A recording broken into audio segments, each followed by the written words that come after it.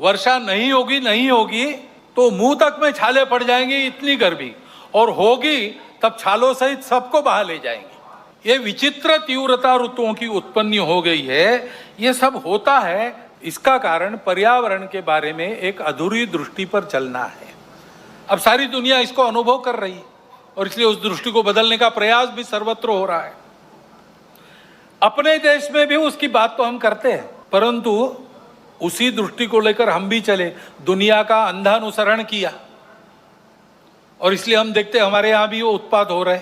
हमारी जमीन विकृत हो गई, हमारा पानी अशुद्ध हो गया, हमारी वनस्पतियों में केमिकल्स आ गए, उसके कारण बीमारियां बढ़ रही है, ऋतु ऐसे बन गए हैं, जंगल कट गए, हरियाली नष्ट हो गई, नदियां सूख गई, अन्न जल वायु धरती सब विषाक्त हो गए, पर्वत ढलते हैं, भूमि फटती है।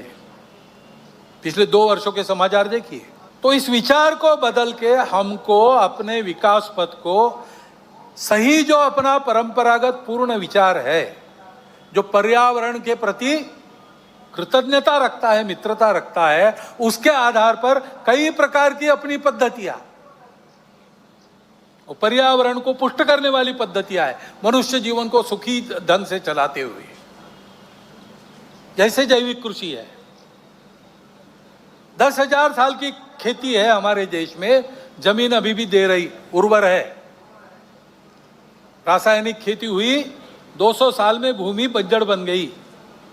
अब कई जगह भूमि को 3-3, 4-4, 10-10 साल विश्राम देना पड़ता है, उसमें तरह तरह के जैविक खाद डालने पड़ते, तब कृषि योग्य बनती है। ऐसी स्थितियां हमारे देश में भी कहीं हो गया है।